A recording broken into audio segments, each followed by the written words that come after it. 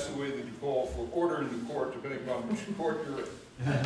So, we are very privileged to have Keith Kintigh here to give us a talk today. Keith probably knows more about the archaeology of this area than anybody else in the world, I think. He's a professor emeritus from Arizona State, and he has done excavations of many rooms in this area. And so he's extremely knowledgeable. My understanding is he's going to give us a talk and then open it up for some questions after the fact. But you're in for a real treat, so let's give it up to Keith.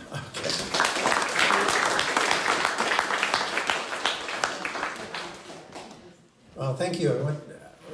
That's good. Plenty. That's Okay, good. that's good. If you can't hear me or have a problem, don't suffer in silence. Just say something or raise your hand or something. Okay. Okay, I think, Bob, I'm going to have to ask you to change the slides if I'm standing here. Okay, sure. Yeah. Ready? Yep. Okay. So just, actually, I need to look at these too. So what I want to do is sort of give you the organization just very quickly of what we're going to talk about. I'm going to give you a little bit of background, talk very briefly about the Chaco period because we need to sort of set things up for the rest of the discussion. Then I'm going to talk about the Pueblo III period, which is the first major occupation of the Morro Valley. It looks like there's very few people here before that, if any. And then move into the sort of big occupation that most people think of these great big sites like Atsina, just across the road here.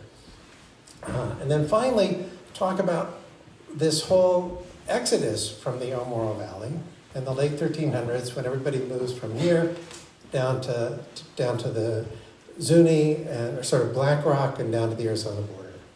And then I will be happy to take questions. Okay, next please.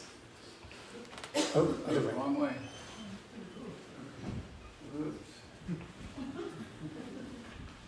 Okay, keep going. Okay, so there's two projects here I want to refer to. The Ojo Bonito project that I did in the 80s down here, just off the southwest corner of the Zuni Reservation, and then two projects up here in the Morro Valley. Next, please. Okay, just to sort of get everybody on the same page, the Chaco era we'll talk about from 1020 to 1130 or so. Chaco starts before then, but that's the sort of fluorescence of Chaco. That's when it's at its greatest extent. At this time, there's essentially nobody here in the Morro Valley.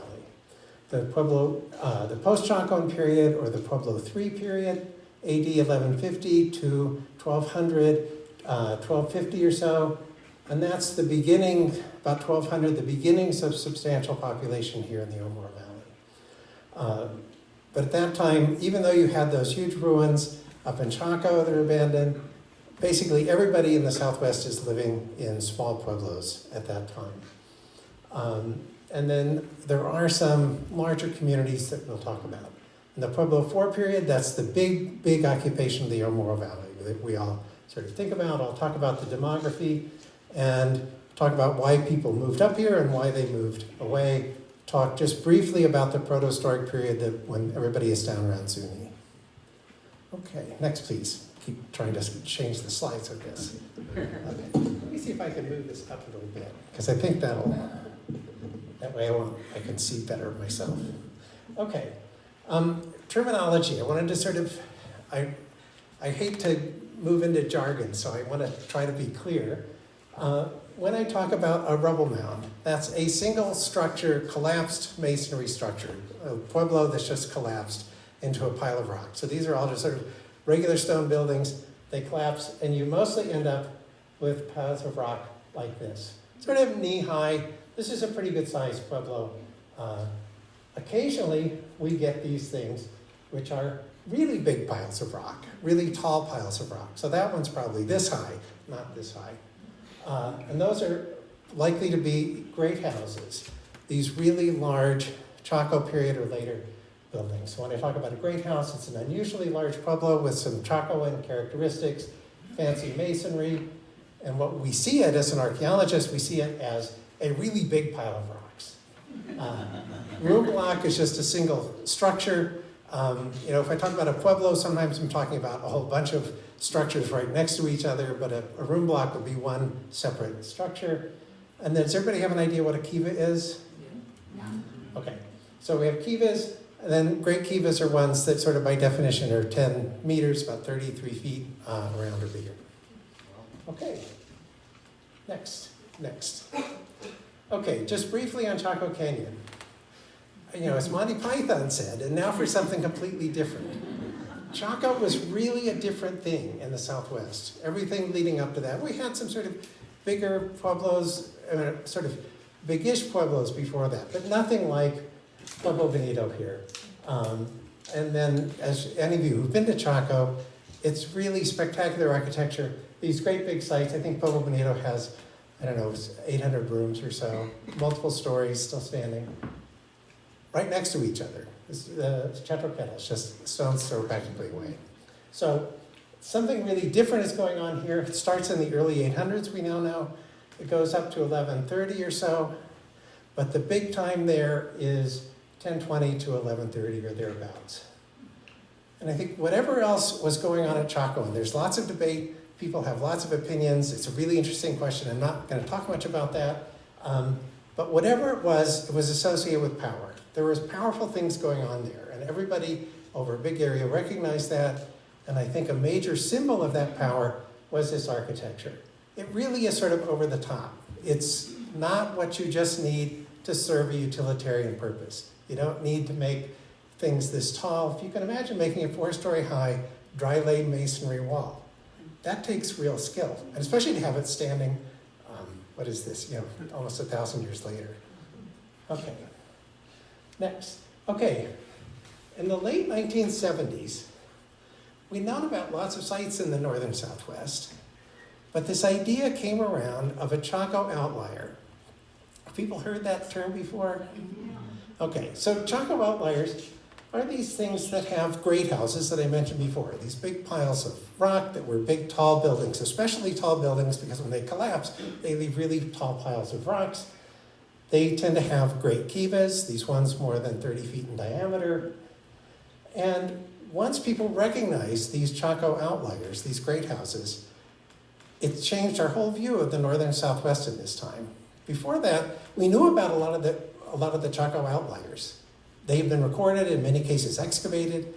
But once somebody said, this is all a thing, it's not just this is a particularly big pueblo over here and another one over there. These are somehow connected to Chaco.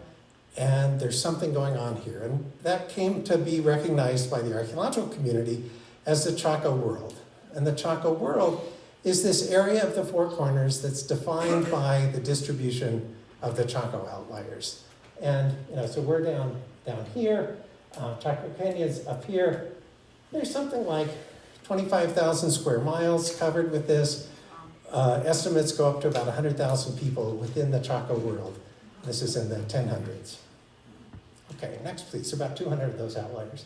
One that some of you may be familiar with is relative great kivas. This was excavated in the 1930s by Frank Roberts at the Smithsonian Institution. You see this sort of fancy masonry, big sandstone blocks with little chinking stones. This is reminiscent of Chaco, as I'll show you in a few minutes. This is looking at it in a map form. The great house here, great kiva, in this case it's attached. A couple of residential structures here and up here, and then a really unusual big great kiva down here. And this is what it looks like from the air today, or at least 20 years ago or so. Next, please. Okay, I'm going to set the stage for our discussion of the Pueblo 3 in the Morro Valley with a project that I did in the 1980s. So, the Ojo Bonito Archaeological Project. Next, please. So, our last season there, of course, like the last few days of the very last season, I had a survey crew out, these folks, grad students and undergrads from ASU, and I came back to I had to come into town for some reason. I went back to our field camp, and everybody had this sort of shit-eating grin on their face. I said, what's going on? Oh, you have to talk to Andrew. Well, what's going on? Well, you have to go out there and see this. So what they had found is one of these Chaco outliers. So you can see, this is all artificially This is just a pile of rocks from a collapsed great house. This gives, the reason I'm showing you this is that it gives you a sort of plan of a sort of prototypical outlier. So we've got the great house in here. There's some walls on the very top of this mound that we could sort of trace, and some where we had a pretty good idea of where they were. Earthen mounds, low earthen mounds, these are sort of knee-high or waist-high mounds surrounding this great house, and then the Great Kiva over here, subterranean, with the mounds surrounding that too. We just published an article on this. Next, please. Okay, so in this late Pueblo II period, during this late end of the Chaco period, you can see here we are, zip. But we have these Chaco outliers they're sort of on the order of, I don't know, 15 miles, 10, 15 miles apart. It's not uniform. We don't know this area as well, so there may be some more out there. But we have those of the Great Kivas up by Nutria Lake, if you've ever been up there. Oak Wash, which is not a well-known one. Another one down close to Hawiku. And then the one we just saw, the H-sphere site here. Okay, next please. So the Chaco outliers had just come out in the late 1970s. In the early 1980s, I was following up on my PhD dissertation fieldwork when I had worked mainly on the Pueblo IV, the later Big Pueblo sites here in the Morro Valley and the Zuni Reservation. So I went to follow up on a site that was recorded by Adolf Bandelier in the late 1800s and then re-recorded in 1917. I went out there and found this. Another big pile of rocks. This is Roger Anian. You can't really see him very well, but I have an arrow there. He's 6 feet tall or so. So this is about a 9-foot high mound of rubble. I thought, oh wow, maybe this is another Chaco outlier. It has a mound of earth around it. In fact, next please. So it looks just like a Chaco outlier. It has a 3-meter high rubble mound. It has this 34-meter diameter, over 100-foot wide depression that had a wall we could trace around the outside for Great Kiva. It had these low earthen mounds surrounding the Great House, Great Kiva area, and this huge residential community surrounding it of sort of ordinary pueblos, but a lot of them right there, probably more than 500 rooms worth. So this was all great. I thought, geez, it's neat to find another Chaco outlier now that these have been recently sort of figured out as a thing. But there are two problems. One was the Great Kiva was way too big. The biggest one in Chaco Canyon, if you've been to Chaco Canyon, is Casa Rinconada. It's 20 meters in diameter. This one's 33. So almost 3 times the floor area of the biggest one in Chaco Canyon. So that doesn't fit. And the other thing is, it was covered with AD 1200s pottery. So after the collapse of Chaco in 1130 or so. So what's going on? Next, please. There are two sort of ideas that came immediately to mind. One is that we had the dates of the ceramic types wrong, and that those types really did start earlier. That seemed really unlikely to me because we just had lots of data supporting that. And the other was, well, maybe this is a Chacoan structure that just continued to be occupied, and the later occupation just totally covered up what had been there before. So that was a hypothesis we wanted to follow up on. Turns out, at the same time we were just starting there, 3 colleagues, Andrew Fowler, John Stein, and Roger Anian, were doing a survey up in Manuelito Canyon, which you may know is just west of Gallup. And they had come across something similar. They started to think there were these sites that were like Chacoan outliers, but were post-Chacoan, that they post-date Chaco. And that they have these oversized Great Kivas. Well, fortunately, we were friends and talking to each other, especially with Roger. And so John and Roger came out and visited us in the field down around Ojo Bonito. And they had some questions. When were these things really built? What's going on with these oversized Great Kivas? Are they roofed? Are they really Great Kivas? Are they something else? And fortunately, I had 20 eager undergrads out there ready to dig holes right at that very moment that they were there. So we were able to answer those questions, but really sort of elaborate, but also confirm what they had thought. Next, please. So where we ended up This is the great house complex. I've got a blow up here.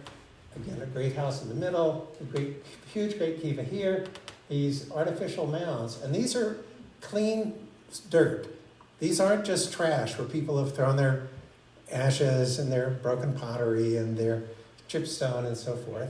People dug up dirt and piled this up to make these intentional mounds around the great house and the great kiva. And then we have roads taking off in several directions. In addition, then, we've got all of these room blocks that are strictly contemporary with the Great House complex. So these people this whole thing is one community of some sort, or part of a bigger community, let's say.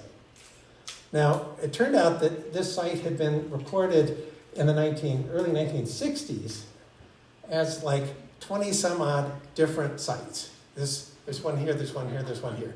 Not seeing it as one thing, even though the ceramics were all the same and the dates were about the same. And actually, just as an anecdote, when you look at, we had a site card, one of these 5x7 cards at the Arizona State Museum that describes each site, a little sketch map of each pueblo, and then a location. And the sites were located each relative to each other. So, they would say that, this one is so many meters south of this one. And the whole thing was this chain. So you followed from this site to this site to this site to this site. And when you got back to the very beginning of that chain, it was located relative to the truck. And the truck does not stay there. So that was not so helpful. But we did know where the site was. Okay, next please. Okay, I said that talked about the fancy masonry. This is one piece of Pueblo Bonito, some of the late architecture there. This is Village of Great Kivas that I showed you before. This is the Great House, the kiva inside the Great House at the Hinkson site, the one I've just been talking about.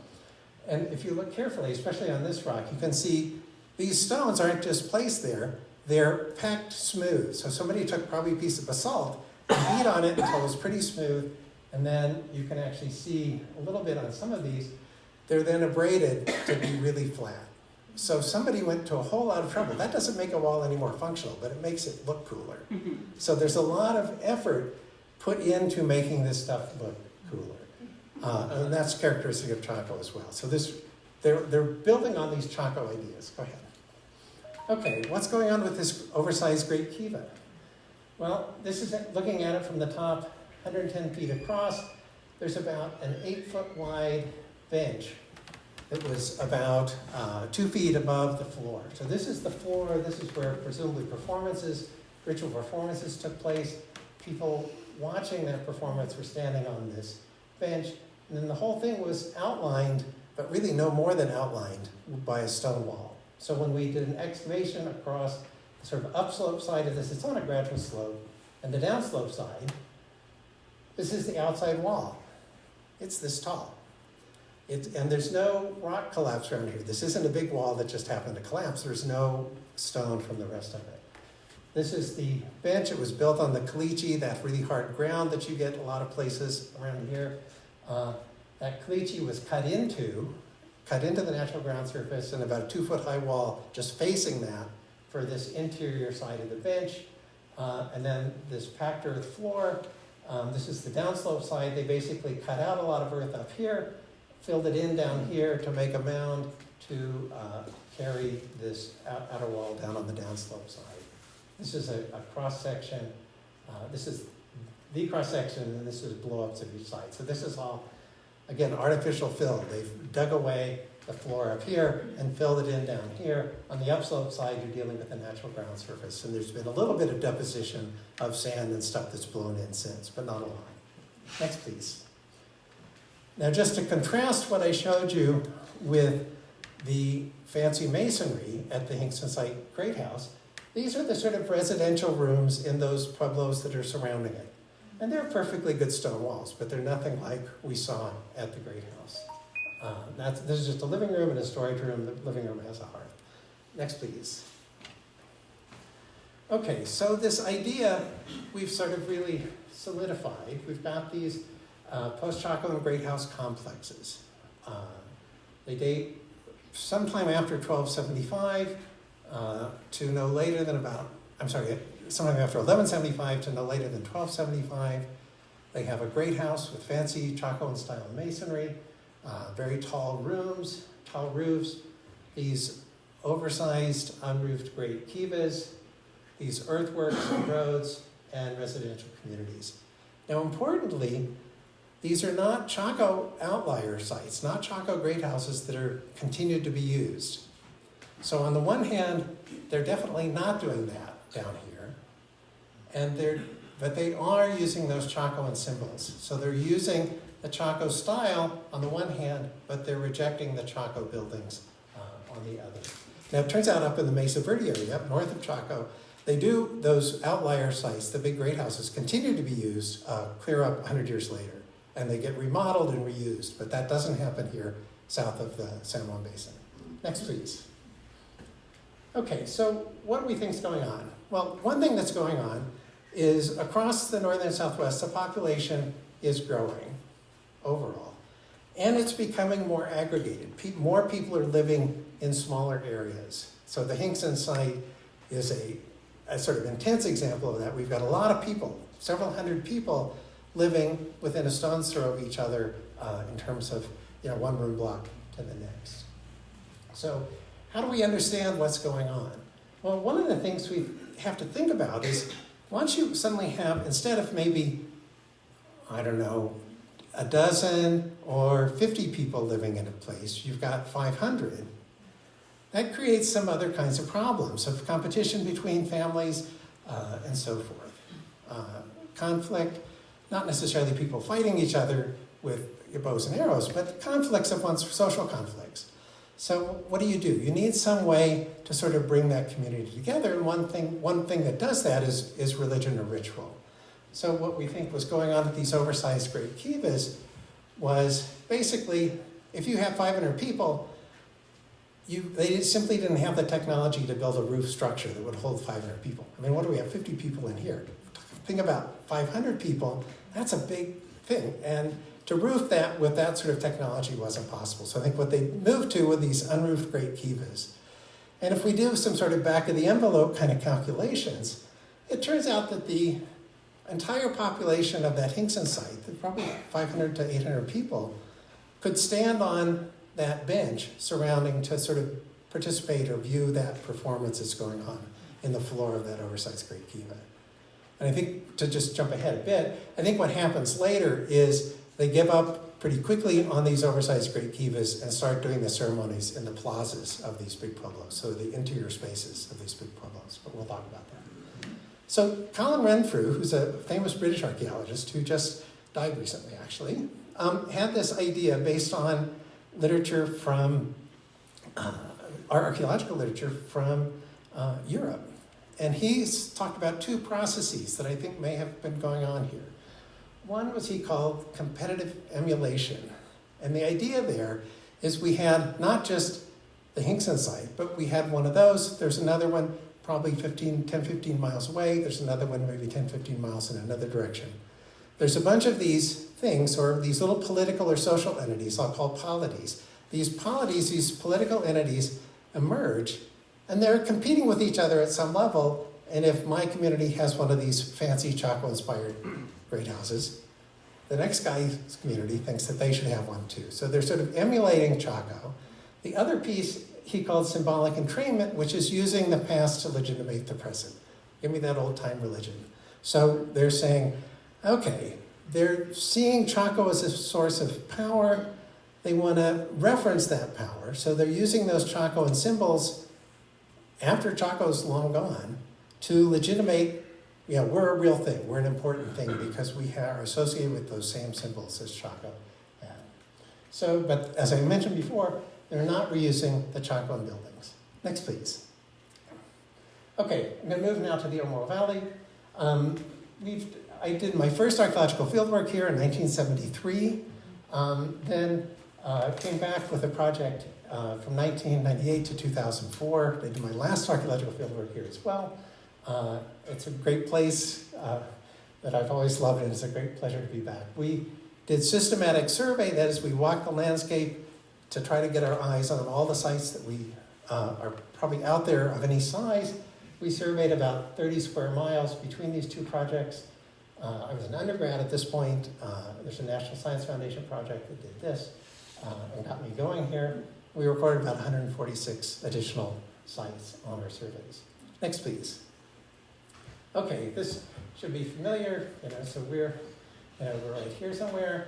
What I want to focus on first, following up on the Hingston site, is the site of Los Gigantes. I think you all know where the giants are. They're here. That mesa has this site of Los Gigantes on it. And we'll come back to this, but you see there's a lot of occupation, particularly along the edges of this mesa and the other mesas down here towards Rama and up here around El Morro. And some on along the edge of the Zuni Mountains. Next, please. Okay, so the location is on this mesa that has the giants. We're looking out, it's on the north edge of that mesa, looking out over the El Morro Valley at the Zuni Mountains and the Notches. Next, please. So, like the Hingston site, it has a great house with fancy smooth stone masonry. Again, here's a plan, and this is to scale. And one of these gigantic unroofed great kivas. And this is before we did any excavation there. We only did a tiny amount of excavation in both places. But you can see I'm standing on basically the bench on one part of it, and it goes clear around here. So it's really a big thing. This is on a pretty flat spot, so this wasn't sloped. Next, please. So I think basically this is just another example of something like the Hingston site with the Great House and Great Kiva. This one is just a little bit smaller, a little over 100 feet in diameter. And this is our excavation there. This is the wall, the bench is between this outer wall and this inner wall. We've cut into it just to see what it was, but the bench just went from here out to here, and then this would have been the floor. Next, please. Okay, if we look at this, this is a LiDAR image of that mesa. Here's the Great Kiva. You can see it on the LiDAR. Do you see that? And then these little blotches are other residences. And when we didn't have this, I just found this recently. We didn't have this, so we had some other room blocks close by to the Great House, Great Kiva complex. Not nearly as many, though, as at the Hingston site. I mean, there's probably a fourth or less. So what's going on there? Are there fewer people involved? The Great House and the Great Kiva are about the same size. Well, that's an outstanding question. Next, please. What's going on? And I don't have an answer to this. So, maybe that site is integrating, is bringing together just the people in that immediate local area. Maybe it's bringing together all the people from that mesa, or this bunch of mesas on the south side of the canyon, or maybe it's the whole valley. There's no other great houses in the El Morro Valley. We're pretty sure of that. We have another pretty big community over here that was excavated in 72, 73 with a lot of people there, but no great house. So Los Gigantes is both interesting and a special place on the landscape here. Next, please. Okay, we did some excavation in the community sites. This is one of the ones. Nice stone walls they use great big stones as sort of foundations for the walls. The floor would have been right above the tops of those big stones. And you sort of see, these are sort of regular Pueblo III, that is early 1200s Pueblos. But we figured out that these Pueblos were only occupied for probably on the order of 5 years. Now, you may say, how do you know that? And that's a good question. Next, please. Oops. There we go. Okay. Basically, the idea here is that everybody is using these corrugated cooking pots. I suspect most of you have seen the potsherds from these all over the place. They're using those on a fire. They're boiling things in them. And it turns out that you take one of these corrugated cooking pots and you put water in it, you heat it up, and then it cools off, and you heat it up again, and it cools off. After a while, from thermal shock, they just break. You apparently have to touch them, and they just fall into pieces. So they have a limited use life. It's not like a stainless steel pan. They don't keep going forever. These break, and we think that they break at a pretty constant rate. So the idea is that each household will break on the order of the similar number of these every year. I mean, they also break if you drop them, obviously, but I think a lot of it is just this breakage from thermal shock. Okay, so if we knew how many pots each household broke in a year, and we knew altogether how much broken pottery there was out there of these corrugated cooking pots, we could figure out how long they were, and we knew how many households there were, which we can estimate from the architecture. So we know at this particular example, there's 3 households just because of the number of rooms and their configuration. So if we know this rate at which the pots are broken, we know the number of households, and we know the total amount of trash, we can figure out how many years they were there. So what we did was took one of these residential sites, one of these residential pueblos, and did a stratified random sample. I won't get into the details here, but that allows, and so we did excavations, 1 by 1 meter, 3 foot basically squares. All these things we did in areas, in the architecture we intensively did more excavations. In the things that were mounded trash, we did more excavations. And then some out here in areas that really didn't have much, but wanted to get an estimate for the total population of these corrugated potsherds. And what it turned out to be, our estimate was about 89 kilograms, so I don't know what that is, a couple hundred pounds of corrugated potsherds. We didn't try to measure the number of pots. We know that one of these potsherds weighs about 2 kilograms, so we just weighed all the potsherds.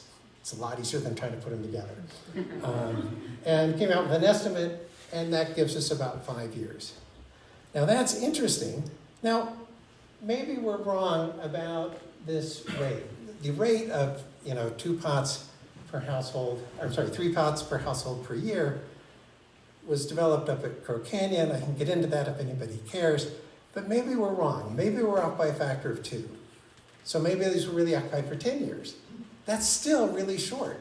And think about the sort of investment in getting all that stone, cutting it, breaking it up so you could build stone walls, building all those walls, the whole thing.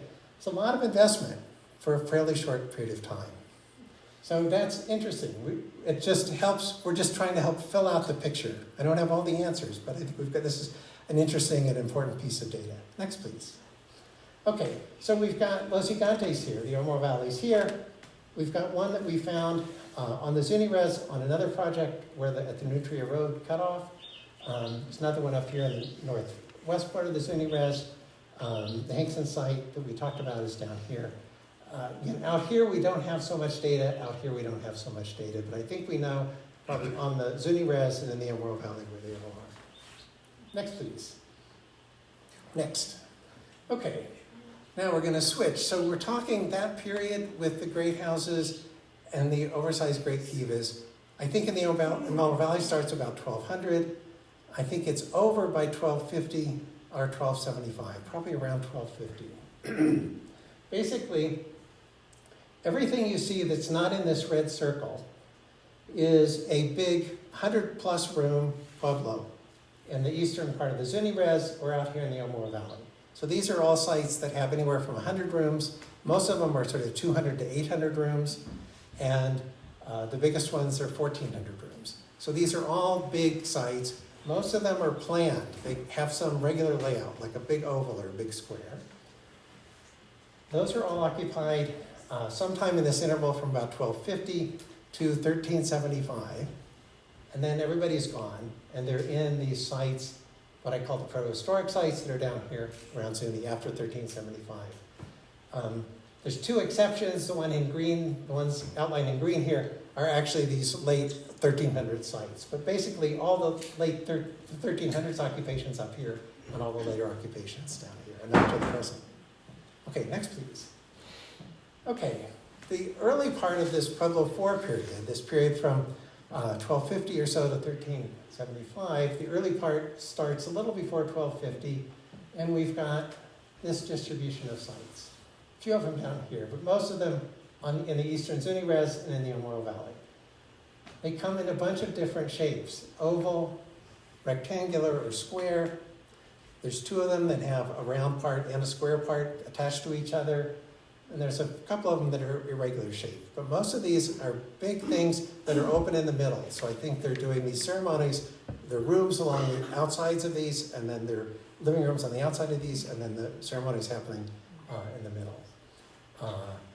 When you find these on the ground, they tend to have really tall rubble mounds because these are usually multi-story buildings, at least two-story buildings that are collapsed. So when you get a two-story building collapse, stone building, you get a big pile of rock. So as you've probably seen a lot of these, they're really tall rubble mounds. Most of these early ones are only occupied, it looks like, for 20 to 40 years, and that's based on the ceramic dates. So we don't have those nailed down. We don't have very many excavations in these. But they seem to be, again, pretty short occupations given the architectural investment in building these things. And this diagram just shows the different shapes. Everybody I've shown this figure to, including my dissertation advisor, thinks the shapes are important. I think they're important too. What they actually mean, are the people in the square pueblos somehow different than the people in the round pueblos? Are they different clans or something? I don't know. It means something. Maybe we can figure that out, but I don't know. Next, please. Okay, I'm now going to just go through several aerial shots of some of these big Pueblo IV sites in the Morro Valley and the eastern part of the Zuni Reservation. Oops, sorry.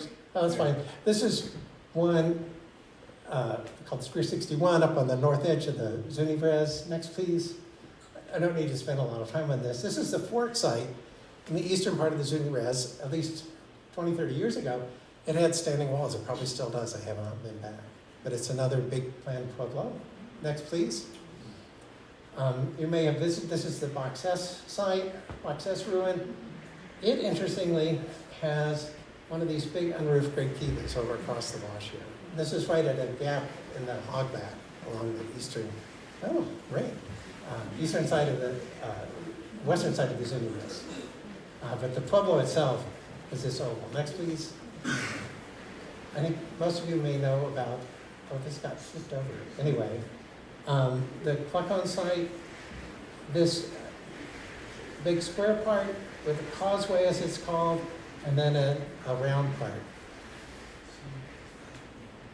PowerPoint just flipped. I had those at the same orientation. And then the Pettit site, which is a Pueblo III site, one of these earlier sites, a pretty good sized one, is on top of this little butte here. And there's more Pueblo III ruins along the base of that. Okay, next, please.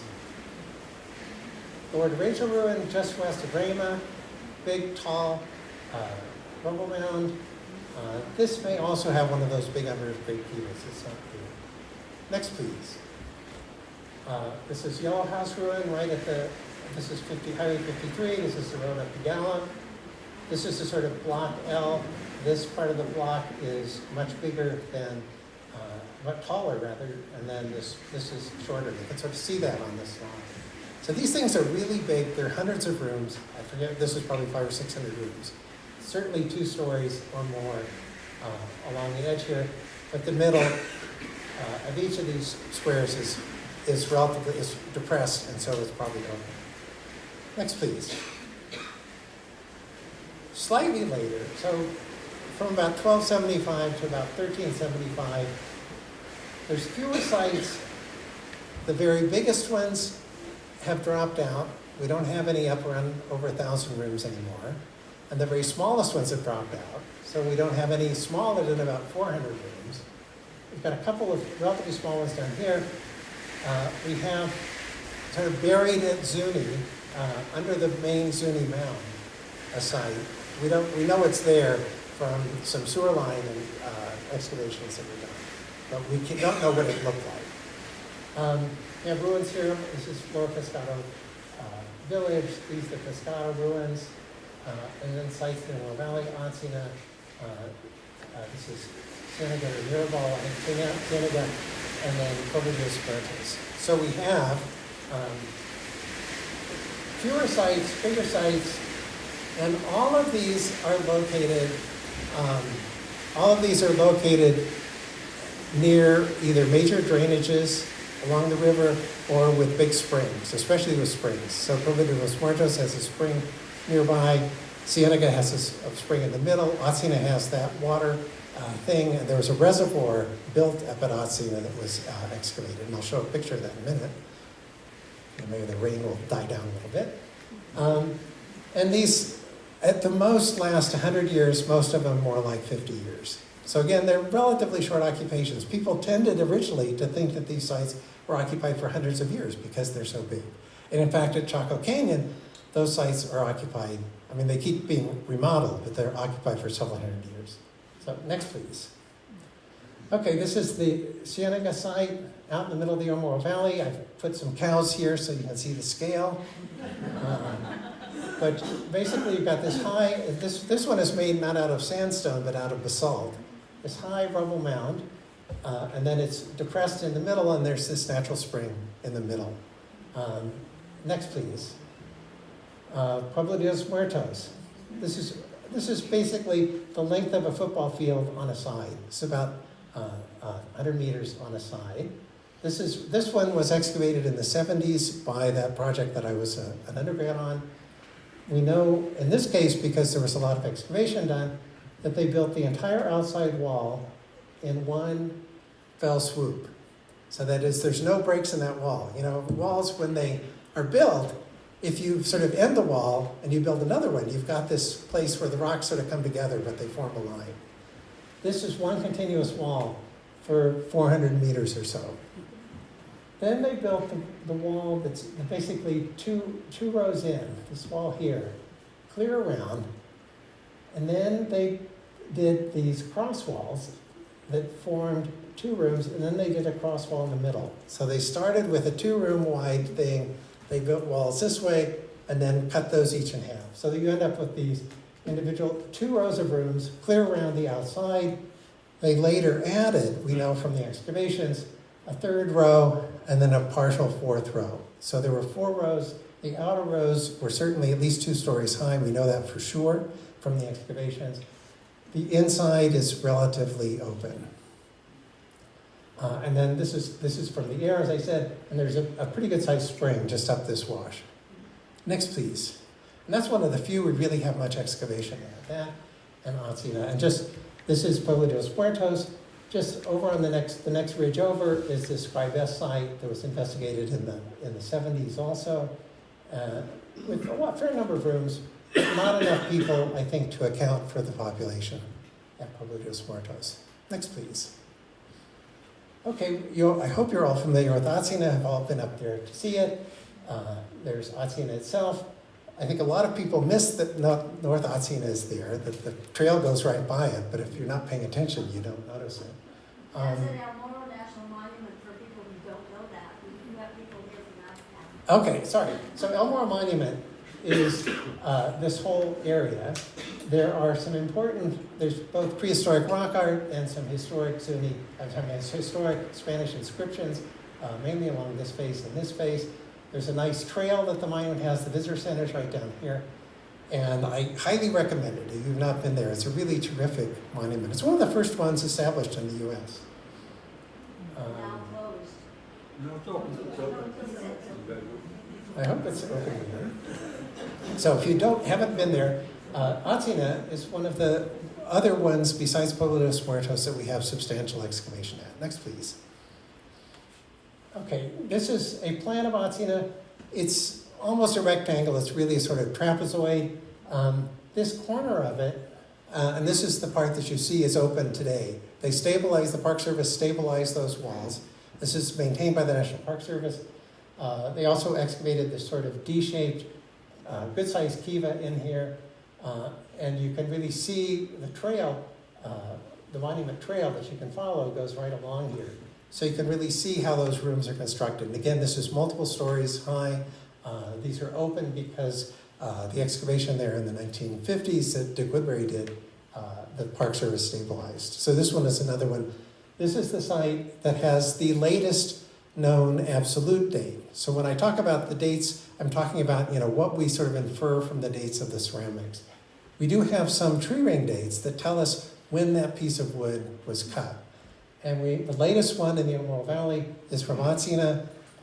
It's in 1349. So that's the latest absolute date we have, but we think there was at least some occupation here and at a couple of other sites that take it somewhat later. We're not really sure exactly when that cutoff is. I'm saying 1375. If you wanted to say it was 1400, I wouldn't really argue with you.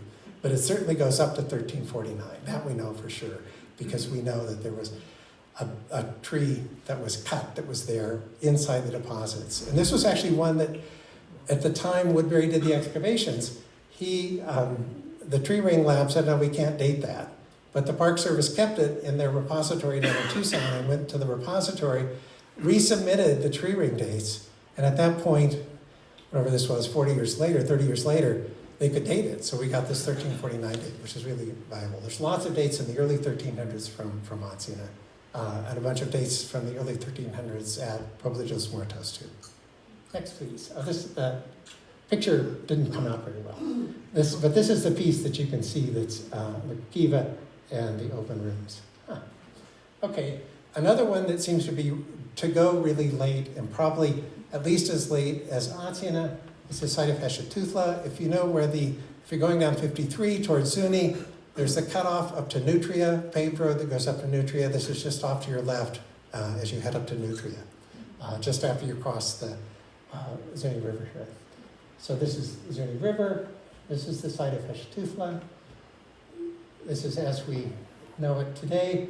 The outer wall is really clear. This site was excavated in the 1870s by Frank Cushing's expedition, the Hemingway expedition that some of you may have heard about. So this was an expedition financed by a wealthy Boston family, the Frank Cushing, who had done field work here in the 70s. I'm sorry, this is late 1880s. He'd done work with the Smithsonian in the 1870s at Zuni, and then came back for the Hemingway expedition and excavated it here, did a little bit of excavation down at Zuni, and did a lot of his most famous work on really understanding Zuni religion and so forth. And there's a lot of publications out there. If you haven't read them, they're a lot of fun. Okay, so Heshetutla. Sorry. Go back, please. Going Sorry. back. The other thing I wanted to say about this, I showed you the slide of Scribe S that had a bunch of these residential communities. So this is 1175 to 1275. We have Zuni River Valley here. We have these three side canyons. We surveyed the bottoms of all those canyons and a sample survey along the top. And there's loads of people here in the early 1200s. So let's just say 1250. All these people in all these little sites, some of them anywhere from 6 or 8 rooms to 20 or 30 rooms. But there's lots of those. There's one of these big great houses here. The other one that I showed you that I said was on the Zuni Res. But by 1275, all of these are abandoned, just like at the Scribe S site, and everybody's moved into Heshetutla, which is where the star is. But actually, the size of this site is bigger than all these other ones combined. So that it looks like this site is absorbing the population, not just from these side canyons, but from a bigger area as well. Next, please. We have an article about that too. Just a couple more. Pescado West and Lower Pescado ruin, right next to the big Lower Pescado Springs. So they're right there. Next, please. Okay, so that's the sort of Pueblo IV period. And then, as I said, everybody's moving down here, and these are what Coronado, or what's referred to as Coronado's 7 cities of Cibola, or 7 cities of gold. And there's a big historical literature about this and trying to identify exactly which sites are the 7 cities, and the Spanish documents aren't all totally clear. They'll say, here are the 7 sites, and then they'll give you 6 names, things like that. And I've done some work on this. The first big project to do that was Adolf Bandelier in the late 1890s for the Archaeological Institute of America. He really sort of figured it out. But among these 9 sites, probably 7 of those were occupied around the time Coronado showed up. So some of them probably dropped out a little bit earlier. We don't have enough data. We only really have data from 2 of these, from Quechipawan and Hawiku down here, and I'll show you more about those. These sites unlike everything you've seen before, are occupied from 1375, 1400, clear up into the historic period, 1500, and some of them as late as the Pueblo Revolt in 1680. So some of these go up to the Pueblo Revolt, quite a few of them do. And then they're all abandoned and everybody ends up at Zuni, which is Helena way here. Okay, these sites don't seem to have obvious plans. So they're sort of spread out. We don't have the same sense that these are neat squares or ovals or whatever. Next, please. Here's one that does seem fairly regular. It's called Chalava. It's down along the Zuni River. This is the Zuni River close to the border. Next, please. Here's Hawiku. It was excavated from 1917 to 1923. This part was thoroughly excavated. This is on a slope. This part was not so much excavated. There's also a Spanish mission that was here that was excavated that's not on this slide. This was done by the Museum of the American Indian. Those collections are now part of the National Museum of the American Indian at the Smithsonian. It's a really big site. They excavated several hundred rooms and about 1,000 human graves.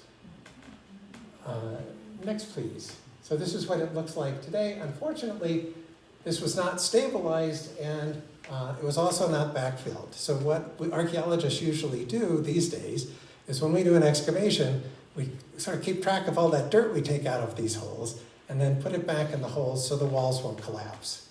If you do, and then, when I've had field school students out there, I have to warn them early in the season we're going to do this because we get up to the last couple of days and they say, "You mean to tell me that we've spent 6 weeks moving all this dirt and you're going to put it all back?"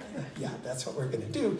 But the reason is that these walls, if you leave them open and you don't maintain them, which is what the Park Service does, if you don't maintain them, they just collapse. And so you end up with this sort of bombed out look. But Zuni does do, if you haven't been there, it's well worth a trip. The mission is down here. It's this sort of neat rectangular thing.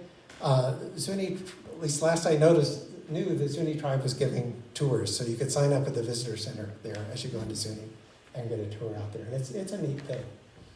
Next, please.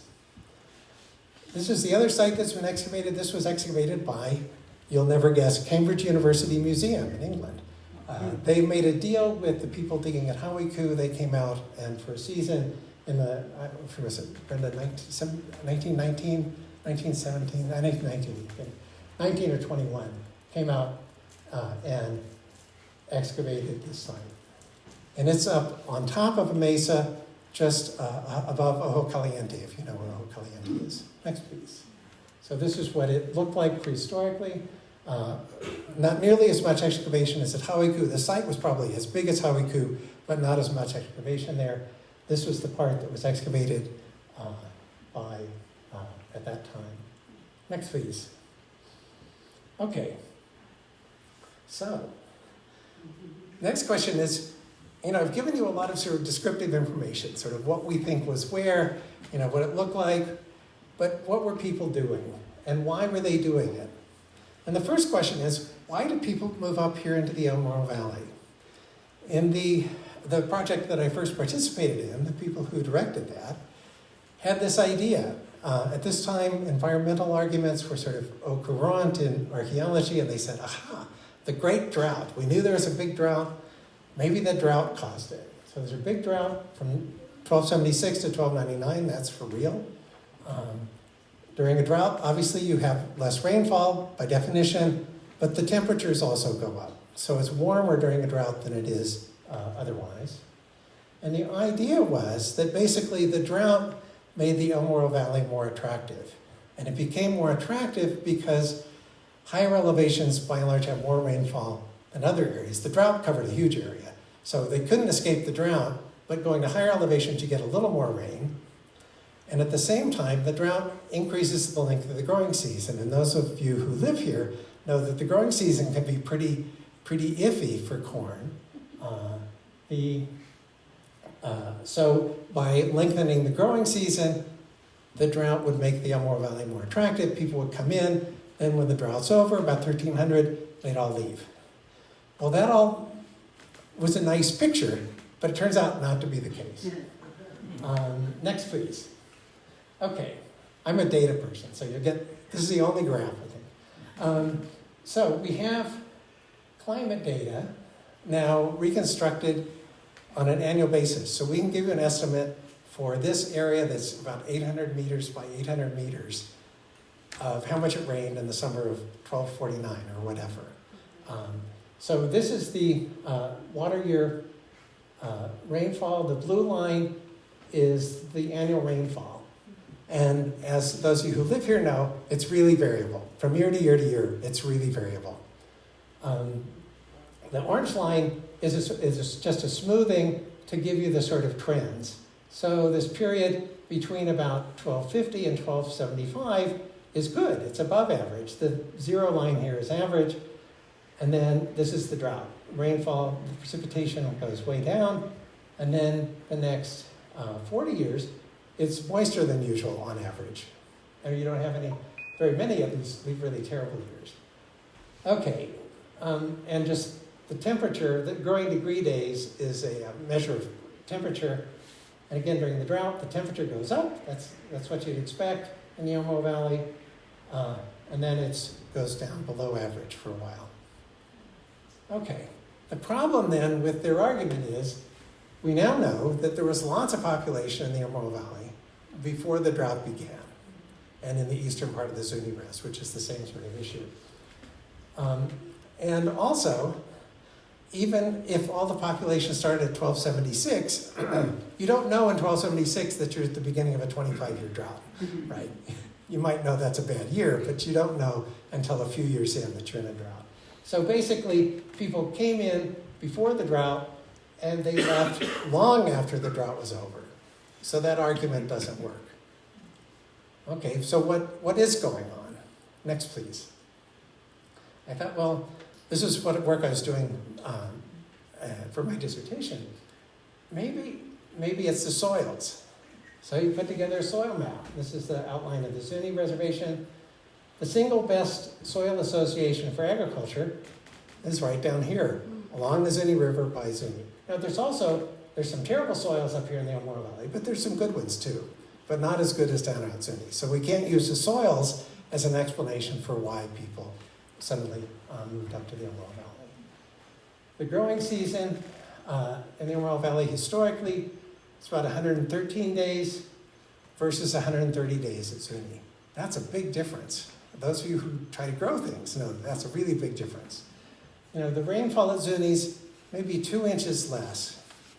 But one thing that we do know also is that the way people were farming, basically anywhere in this whole area, you can't go plant corn and depend upon the rainfall to water it. You have to take more water to your field than just comes out of the sky directly. So people, what they're doing early on, next please, is they're doing what's called Achin farming, where they're taking water off these slopes. All these little side canyons or the edges of the mesas, they're capturing the water off those, making these really low-tech canals that when the rain falls, water comes into those canals, it gets spread out into the fields, and that technology works really well. It continues to work at Zuni, it continues to work at Hopi. We know this is really a good technology, and it's gotta be what people were doing up in the 1200s and before. Everybody's doing this runoff-based agriculture to get enough water to their fields. So if you're doing this anyway, the 2 inches of rainfall, I would argue, probably don't make that much difference. So then we have the opposite question of not why do people move up into the Morro Valley, but why didn't people live at Zuni all along? If the rainfall is not that much worse and the growing season is way better, why not live there all along? Why come up to the Morro Valley at all? What I will argue is that basically it's an issue of agricultural technology. That is, people started in the late Pueblo IV period. Remember I said all those sites are either next to springs or along major drainages. I think they're moving into a mode where they're depending upon spring or river permanent irrigation, not just runoff from rainstorms. And that makes sense for the late Pueblo IV, and then all those protohistoric sites. The location is terrible if you're doing runoff farming because the valley is so broad. We have this huge broad valley with only some slopes, whereas, you know, sort of between Pescado Springs, and here. You've got all these side canyons, you've got lots of places to capture runoff. So I think what's happening is they're switching in the protohistoric period to riverine irrigation. I think they're taking water out of the river, the major drainages, and have switched to agricultural technology. And if you're doing riverine irrigation, big open plains are a good thing, especially with good soils. So I think what's happening is this shift in agricultural technology makes the move down to Zuni more attractive. Okay, next, please. Just to give you an idea, this is actually a LiDAR image. This is a real image. Here's the Zuni River Valley. This is the Arizona-Mexico line. Coming up, the Hinkson site's about here. Coming up here, past Zuni, and all this area with these, all these side canyons. And then in the Morro Valley, you've got all of these mesas and the edges of the mountains to do runoff. Out here, things are really open. Next, please. Okay, so just to summarize, early Pueblo IV period, got people really spread out a lot. Little few down here. Late Pueblo IV period, we've got people mainly springs and rivers, also down here, and then the protohistoric here. Next, please. We're almost done. Okay, so we talked a little bit earlier about what do you do to sort of solve problems of conflict. I think one of the reasons that these Pueblo IV sites are only occupied for 20 or 40 or 50 years is, again, all of a sudden, for the first time ever in history of this area, for the first time ever, you've got hundreds of people living close together. And so they're working out ways to have that actually work socially, to get people to sort of live together. I think between the early and late Pueblo IV, it looks like what we now as the Kachina religion, or the Kachina cult, comes in. So this is a religious movement that gets not replacing what had been the long-standing Zuni religion, but sort of fingering in with it. The long-standing Zuni religion, the priesthoods are kin-based. So it's this person in the same, the rain priest and the sun priest and so forth, are usually from the same lineage. They're not just, they don't go elect the best sun priest when they're doing. So there's a strong kinship basis to traditional Zuni religion. This Kachina religion that came in the 1200s doesn't have that kinship base. So the problem with kinship-based societies, when you get too many people together, is in the event of a conflict, everybody sides with their nearest relative. And so you've got your second cousin, and if he's fighting with this other person, you decide, well, I'm on his side because he's my relative. What happens with the Kachina religion is the Kachina religion cross-cuts the kinship. It's set up so that you don't have kin groups doing that. I mean, it's impossible because of how those Kiva groups are recruited and initiated. So people who are in your same Kiva group are by and large not your kinsmen. They're people who are not your kinsmen. And so if there's a conflict between person X and Y over here, it may be that this person is closer as a relative, but on the other hand, this guy's my Kiva brother. And so all of a sudden, things look like, oh, well, I'll just stay out of it. So I think the Kachina religion had a real role, and we know that that came in late 1200s. And so I think that helped solve some of those problems. I think it's well established at Zuni. It's still going today at Zuni. When Alfred Kroeber, a famous social anthropologist, was at Zuni in 1915, I think, he said, without that Kachina religion, the whole place would fly apart at the seams because of this exact thing. So I think there's really something to that. And those sites last for a long time, hundreds of years. Next, please. Okay, this is just the sizes of the protohistoric sites. The early Pueblo IV sites go from really tiny, but most of them here around 150, 200 rooms, up to 1,400 rooms. Late Pueblo IV, almost all of them are in this 200 to 800 room, 900 room range. Same in the protohistoric period. That seems to be sort of where things, a happy place. Next, please. This is the overall demographic picture from 300 AD to 1550 for this, basically the area of the map I've been showing you. Pretty low population, way less than 1,000 people. Grows some, by the time we get to the times I've started to talk about, 1100, all of a sudden, this sort of Chaco period, you get more people in the Zuni area writ large, not the Morro Valley. And then in the 1200s, with this huge population in the Morro Valley, we get this population peak of maybe as many as 15,000 people. That goes down somewhat into the protohistoric period. I'm not so sure that this drop is that big. There's some real data issues with those big late protohistoric sites and how many rooms are occupied at the same time. Partly because instead of being occupied for 50 years, so we get a pretty good idea of what's going on from the architecture we can see, those sites that are occupied for 400 years, there's a lot that's buried, so we can't really see it. And only, as I said, only 2 of those have been excavated. Next, please.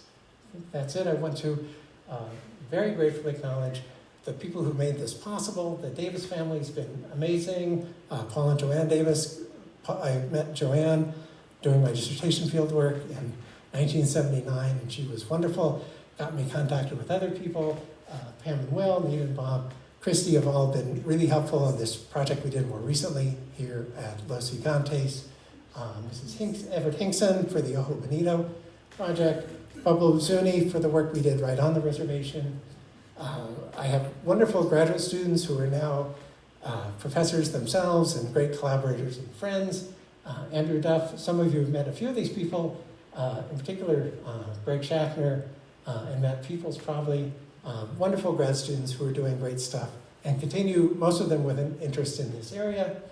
And finally, all the students, those undergrads who moved all that dirt and surveyed all that territory. If anybody cares about the nitty-gritty ugly details, all the raw data are available online. Data on about 250,000 potsherds and about 65,000 individually identified animal bones. And then the climate data, you can just look up on the web. It's called openscope.org. You can figure out where your house is anywhere in the 4 corner states and get an estimate back to about 81 up to the present. So, and if anybody's interested, my dissertation book, which talks mainly about the sort of later half of the talk, the Pueblo IV period, it's available for free at the University of Arizona Press, and I got it cut off. It's as an ebook, so you can just download it. If you just go to the U of A website and look up my name, you'll find it. So next, please, and I'll be happy to answer some questions.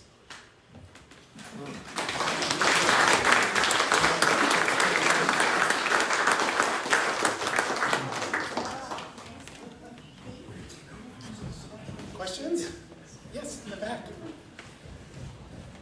So I'm wondering the kivas, the huge 500 people kivas, that would include everyone. So the kivas are, I guess I'm just trying to understand the difference. The China societies came in later after that period because the women are excluded from the serious business below ground, and then everyone comes up, right? So.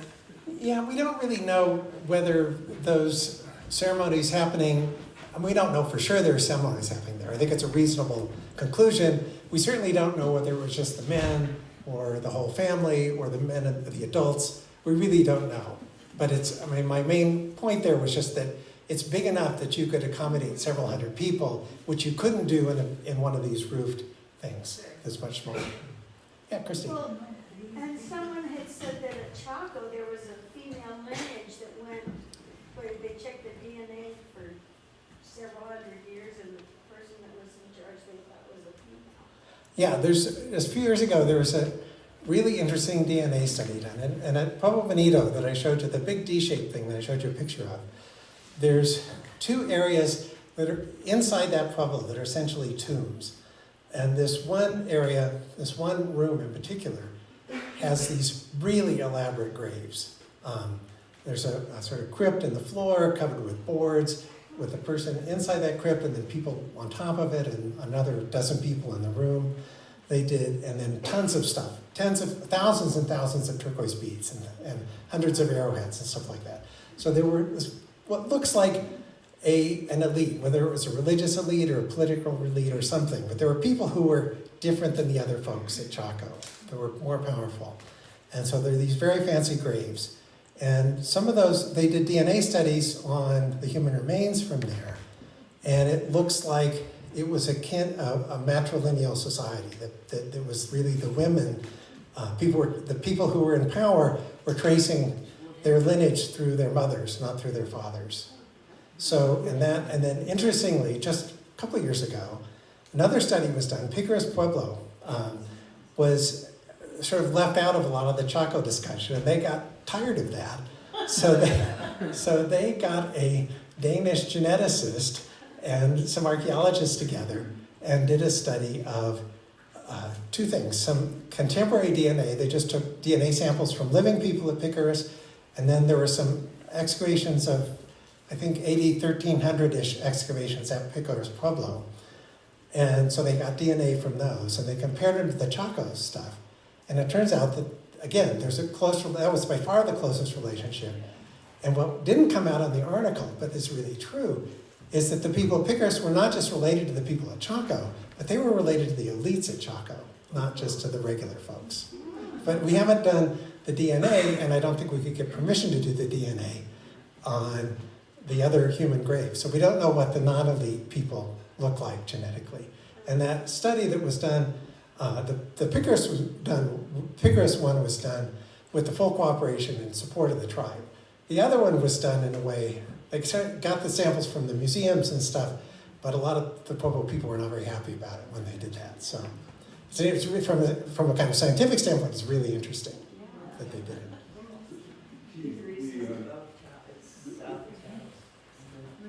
There are these, the Navajos always joking about how small the Zunis are. They have these Navajo jokes.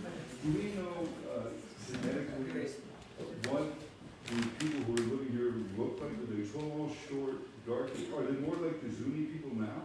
Yeah, I think all the people we're talking about here, I think, are among the ancestors of the contemporary Zunis. So I think these are clearly Zuni descendants. I mean, Acoma has some place names for people, also people in the Morro Valley. Certainly not Navajo, but mainly Zuni. So Zuni has place names that come clear out here, and a lot of these archaeological sites, both on the eastern part of the Zuni rest, but also out here in the Morro Valley, Atsina in particular, have Zuni place names. It suggests that those were continuing important places even long after they were abandoned. So I don't think there's any doubt. You know, maybe people from Chaco, some people came down here. I mean, I think it's clear that people were moving around a fair amount. And so it's not that they're, but what's interesting about Zuni is it's a language isolate. The only people really who speak Zuni are the people at Zuni. Whereas people at Acoma speak Carisan languages. There's several other pueblos that speak Carisan languages.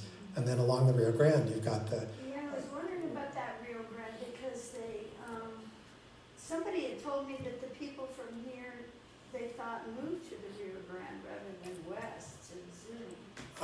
I think that's really unlikely. I mean, I think that probably came from, it looked like for a while that we had this, in the Rio Grande, it's a sort of, in a way, a more dramatic version of the Morro Valley thing.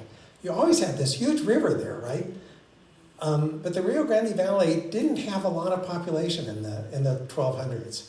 But by the late 1300s, there were a huge number of people there. So that much we know. I mean, there were some people, but not nearly as many. And I suspect the answer may have also been, it's hard to irrigate out of a big river. I mean, it's a lot easier to irrigate out of a small river. So I think it was probably also an agricultural technology issue. But what happened in the Rio Grande is it looks like there's the Rio Grande, it looks like the Mesa Verde occupation. There were a lot of people up around Mesa Verde in southwest Colorado in the 1200s, mid to late 1200s. Mesa Verde probably had a peak around 1250. By 1275 or 1280, everybody was gone from Mesa Verde. And this is 10 or 20 or 30,000 people. There's good arguments that those people migrated down into the Rio Grande Valley. And this has come out, this is one of our former students, Scott Ortman, really made this argument in an award-winning book. So I think the Rio Grande, the Tiwa, Tewa, and Towa speakers, the pueblos north of Santa Fe speak Tewa or Tiwa up at Taos. I think those are the ones that came from, it's a good argument that the Tewa speakers came from Mesa Verde. There's other people spread around that I think, where did they go? There's a lot of people in northern Arizona in the late 1200s. A lot of those people go to Hopi. I don't know if that accounts for everybody. Some people from Hopi, I think, came from southeastern Arizona too.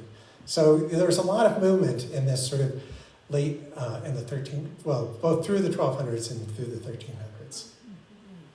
But I don't think people from here, I think people were interacting. When Coronado, there was a trial after Coronado came back to Mexico City because he didn't come back with all the gold and stuff he was supposed to, right?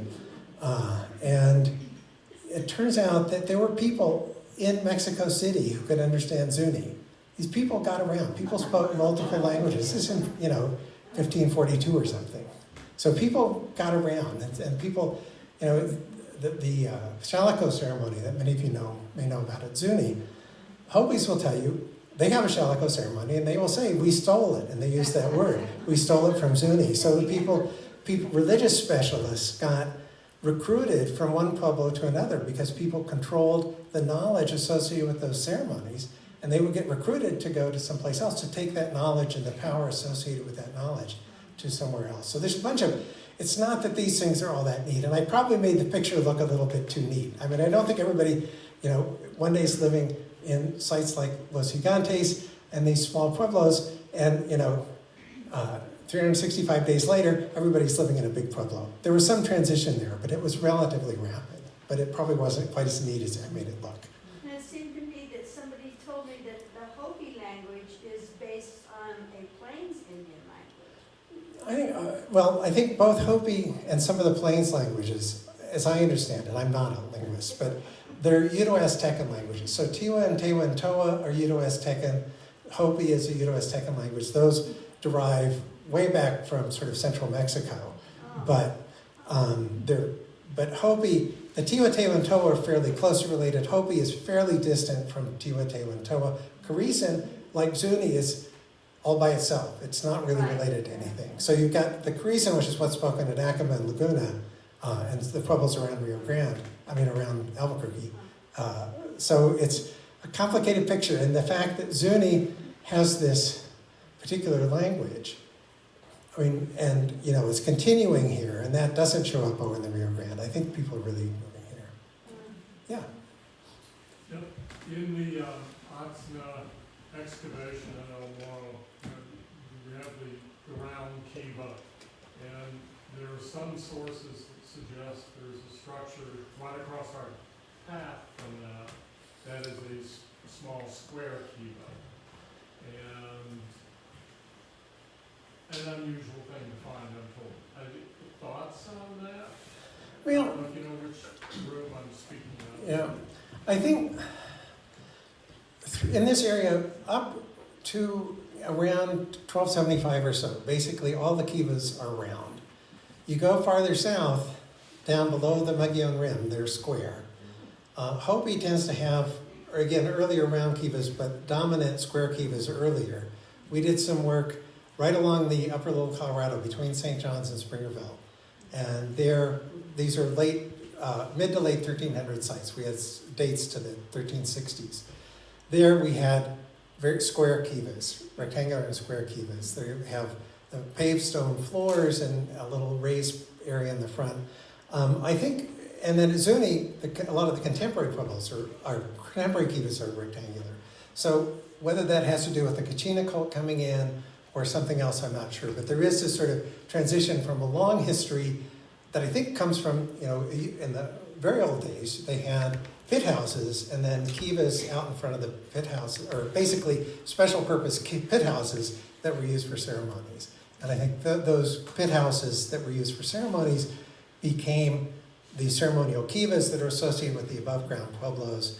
And then you get these really big ones that I think, again, they're drawing on some of the same thoughts, but they're doing something different. So I think what we're seeing is this prehistoric to historic transition maybe with the Kachina cult, but anyway, with modern Zuni, they were rectangular too. So look out, Muerto, Atsina, and they were all at the same time period? Yeah. And so somebody was saying they could signal Hey, that's, Or do you think so? I mean, there's people have done some work with Chaco, and there's pretty clear they were doing that. We have features associated with that. We have these big stone rings, and people have done experiments and put fires in those, and they can see them from long ways. I was wondering, up on the Los Gigantes site, there's that big open kiva. Yeah. But the other sites around it, you said were maybe only occupied 5 years or something. Do you think those could just be the people that were building that, and then it was a site that people from all over came to? I think that's a possibility. I mean, we wonder about that with Chaco. I mean, it looks like, Pueblo Bonito's the one we know the best. It looks like there weren't very many, it's 800 rooms. It looks, I think, 880. It looks like almost, there were maybe 100 people living there or something. It looks like there are a very small number of people living there. There have been two studies.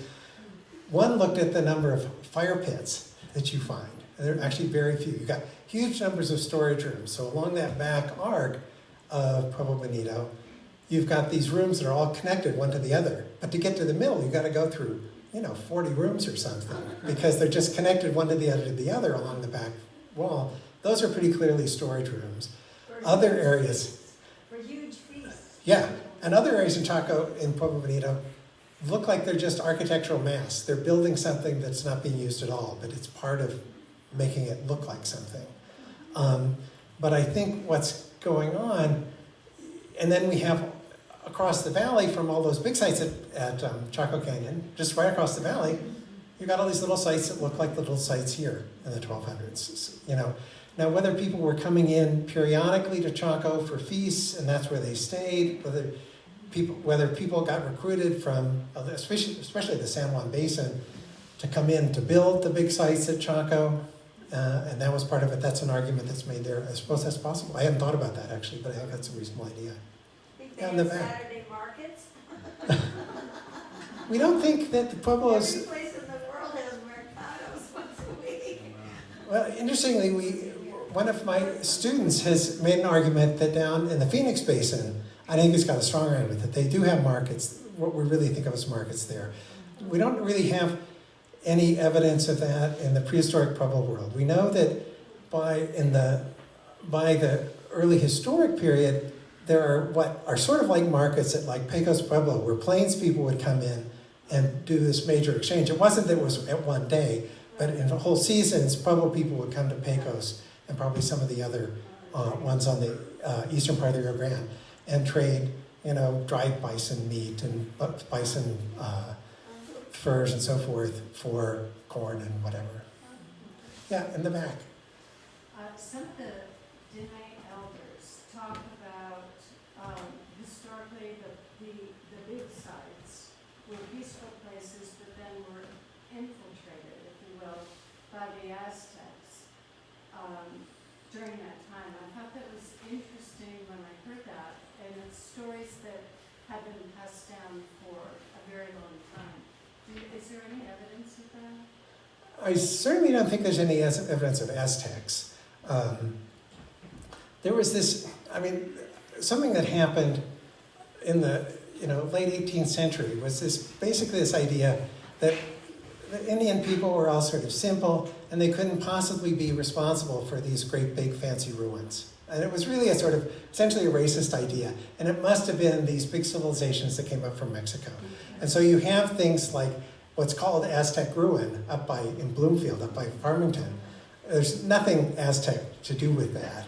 It's all, but it was this sort of myth. And there also is this Aztec myth about people going north. Now, it doesn't mean nobody ever came up here, but it wasn't an Aztec settlement. Did they have some sort, sorry. The Navajo thing is complicated. Navajos, at least in some cases, have increasingly put claims on Chaco Canyon. There's really a Navajo site, not a Pueblo site.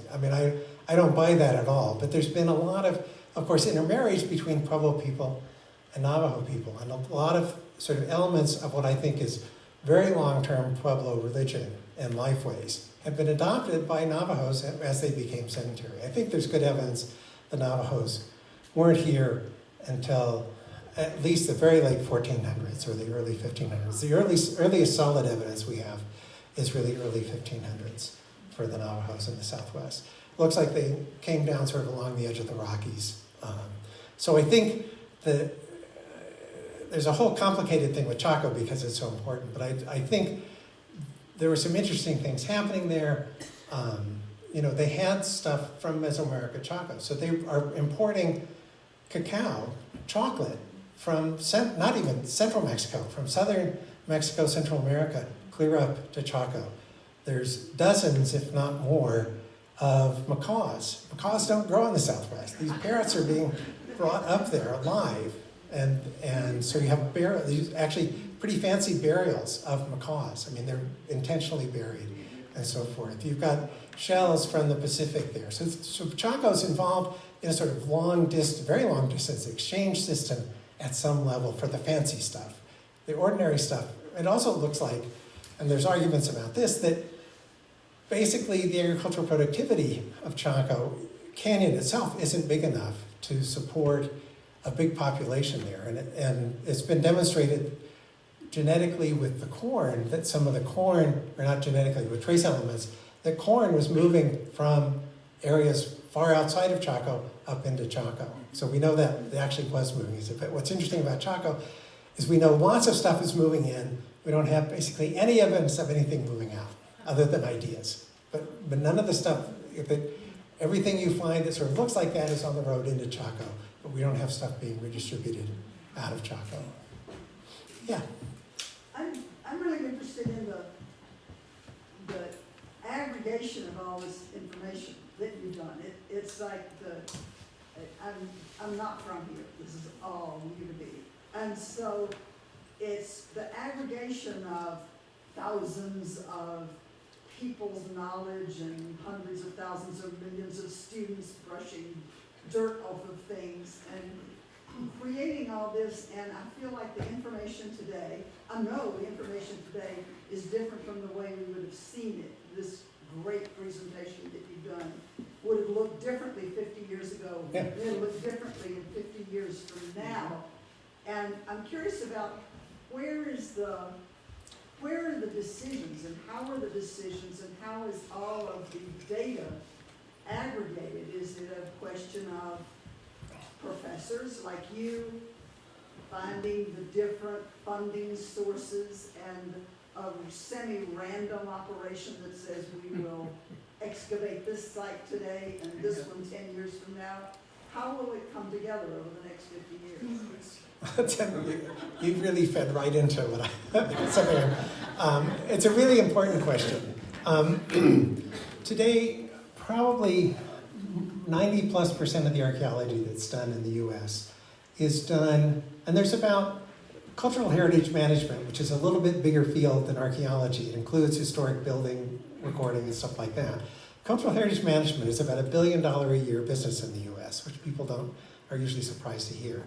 Probably 90% or more of the archaeology that's done is done for associated with development and federal law that says if you're going to build a road through here and you're going to use any federal funds, or you're going to have a federal loan guarantee, or it requires a federal permit, then you're subject to the National Historic Preservation Act that was passed in 1966.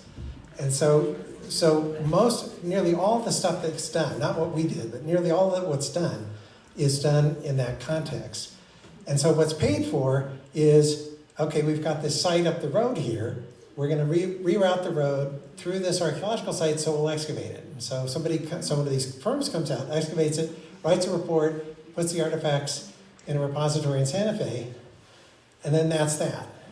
So the business of putting all this stuff together, which I think is really where the interesting insights come. It's not, at this point, we know a lot. I mean, actually, I suppose you could think of this as depressing. Alfred Kidder, who's probably the famous Southwestern archaeologist of the early years, a brilliant guy, did a publication on history of the ancient, what's it called? Anyway, Southwestern Archaeology or something. This is published by Yale Press in 1916 or something. And the extent to which they had the basic outlines of this figured out was really remarkable. They didn't have any tree ring dates at that point. They had figured out a lot of the sort of basic lay of the land in 1916. But what happens is we keep adding more and more data. We have these new ideas that come about. So this idea of the Chaco outliers changed the way we thought about it. We knew about a lot of those outlier sites. They've been excavated. But once somebody said, we need to think about this as a new thing, all of a sudden you get a different view. So some of it's new ideas, some of it's new data, but how we put it together, it's really hard to get funding for that. And so a close friend and colleague of mine, Jeff Altschul, and I sort of got started a nonprofit called the Coalition for Archaeological Synthesis. We started in 2017, and it's not something that individuals belong to. We have individual associates, but basically it's organizations. And the idea is that we pull together the capacities of different kinds of organizations, professional organizations, academic institutions, museums, cultural resource management firms, these firms that do archaeology, nonprofits that are interested in archaeology. We bring together these capacities to try to figure out how to fund and do better these kinds of syntheses, because we think that that we can not only tell a better story of the past, advance our sort of scientific understandings, but really contribute to the future. Looking at, a lot of the world, billions of people still live at a sort of subsistence level doing low-level technology around the world. And archaeology has these basically completed experiments of hundreds or 1,000-year-long cultural trajectories, what worked and what didn't. So we want to both understand the science of it better, look at some of these processes, what's really going on when you get lots of people together or when you have a big drought, and then make sense of that by doing synthesis. So we have, I think now, 75 organizational partners all over the world, and we're still going. We've gotten some money from the National Science Foundation, we've gotten some private foundation money, and so we're trying to solve that, but it's a heavy lift, but we're trying to make some progress on it. But it's a very good question. That's one that we've been trying to solve. I just wanted to add something about repositories, such as TDAR. Oh, yeah. So another project I was involved in was TDAR, which I put up there. It's a digital archaeological record. So basically, back in about 2015, well, it started 20 years ago, we said, all this data is being produced, but it just sort of ends up on somebody's server or in a paper document at the National Historic, at some State Historic Preservation Office, or that company has it and that company goes out of business or it gets bought out by somebody else. We've got to do something. And so we created a center with an international and a board of directors, a center at ASU to basically pull together data. That's still going. We're trying, basically it's something where archaeologists can take their data and upload it, and other people can find it. So they upload it with metadata with things that describe it. And so, if you go to TDAR, there's data from my project, but there's also data from the Mimbres area, and there's data from central Mexico, and there's data from all over the place. We're still getting, I think, probably less than 1% of the data that's produced every year. And unfortunately, now almost all the data it's not done in paper, it's done in digital form, and that digital data is really fragile. It gets, when the server goes down, if people aren't paying attention to it, it disappears. So it's in real danger of disappearing, and that was one of the problems we're trying to solve. We haven't gotten as far with that as we'd like to, but we still have an active repository. Yeah. Yeah, thank you for the discussion, I appreciate it.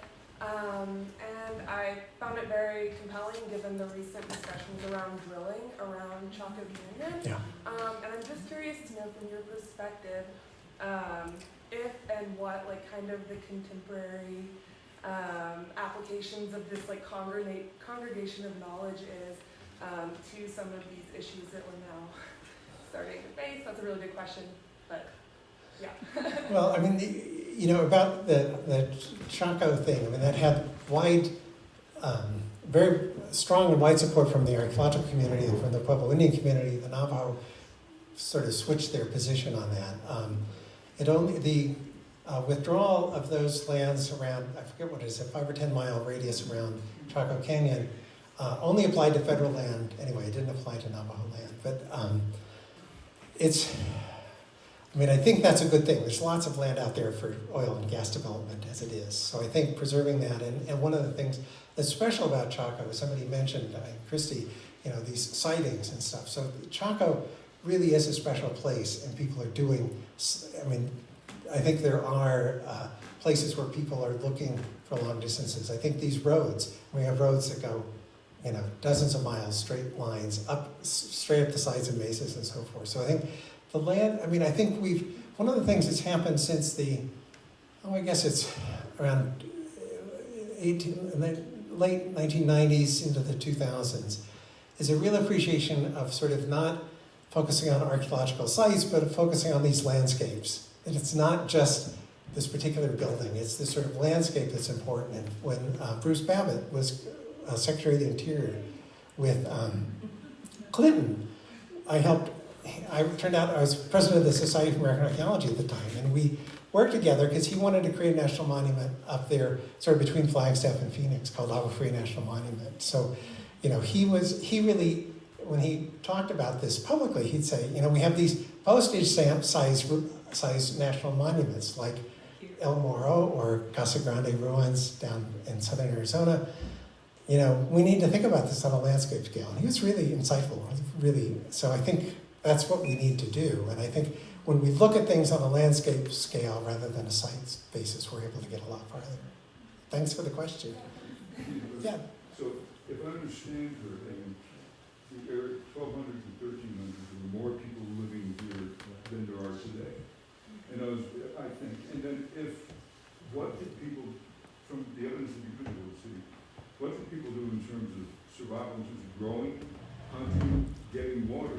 And then if I understand correctly as well, in terms of other people coming and pilfering their stuff pillaging, I think there's at least one battle site out by the Muerto that you might have excavated, I'm not sure. You didn't do. So as best, what were people doing in terms of growing? There was corn, there were honey. How did they get water? Like up on top of the mesa? Well, at Ancina, when Woodbury excavated there, it's not, I think it may be mentioned somewhere in the sort of PR, that there's a reservoir up there. So I think for domestic water, they may have used that little cistern or whatever it is, that natural catchment that seems to always have water in it. But I think for larger scale domestic water up on top of the mesa, there's probably reservoirs. We know there's one of those at Quechipawan. I don't doubt that there are other reservoirs. They're hard to pick up archaeologically. You don't necessarily see them because they tend to be, they're just sort of some little slope, and they channel the water and they may have built a little stone wall, but it may not take too much to have a reservoir. But I think one of my last grad student, Sarah O's, did a wonderful dissertation on Zuni prehistoric and into historic Zuni foodways, and looking at this huge variety of things that were used. It turns out that tomatillos were important. Who would have thought? But tomatillos were an important thing. Corn, beans, and squash, everybody knows about. We've got good evidence for corn, beans, and squash. We had at Scribe S site by Pueblo de los Muertos, when that excavation was done that I was a part of, we had a couple of rooms that were burned, and they had corn cobs stacked up like cordwood, literally, just one on top of the other. And when they char, you just get these, they shrink a little bit, but you just get these perfect corn cobs that are totally black. I mean, everything else is gone. And we had literally bushels of those things coming. So the people are storing corn in a big way. I think they're sharing it. We don't have real evidence here that they were collectively sharing it beyond a sort of household. We don't seem to have these sort of big, massive Pueblo-wide stores. They seem to be sort of household storage. But I think they're doing a lot of stuff with we know historically at Zuni they're doing kitchen gardens. So they'll have little hand-watered people will take pots out there. They take a pot and go down into a walk-in well. They pick up a pot full of water and come water their cilantro or their tomatillos or something. So the smaller things were probably done in these little kitchen gardens that are right outside your house that are hand-watered.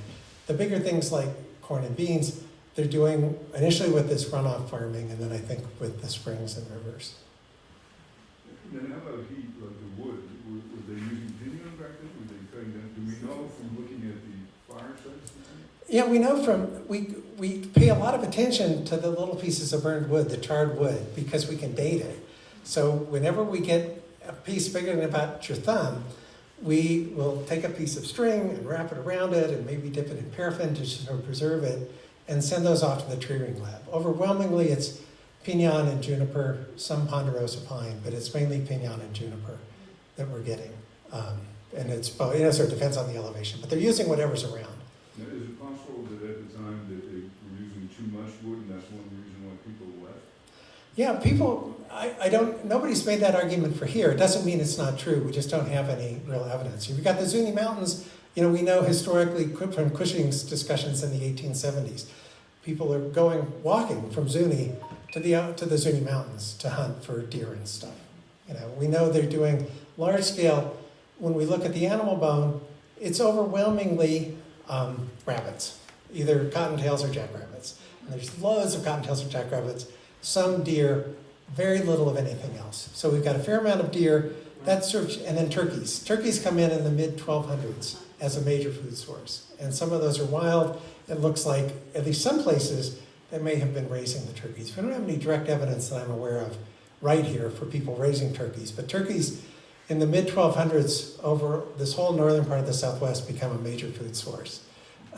Because I think the deer are a long ways away. And so, they're harder to get. And so the turkeys and people, we know also historically, people would do, particularly with the jackrabbits, they would make, and we have some archaeological examples of these, they'd make nets that may be 100 feet long. And you'd go out with a bunch of people and you'd do rabbit drives and you'd catch rabbits on a big scale. So we know that was happening over in Little Colorado. I wouldn't doubt that it's happening here too. So rabbits are a big deal, turkeys are a big deal, deer somewhat, everything else is tiny in terms of meat that we know of. Yeah. Have you come across any signs of interaction with the members to the south? People... I've been explored like the Salado area and come across members pottery, and I've always wondered sort of the inner tonguing here. Yeah, it's what the idea of the memories was sort of created by Emil Haury, I think in maybe the 1940s or 50s. He was working there around south of Springerville, Arizona, and down along the sort of below the Mogollon Rim.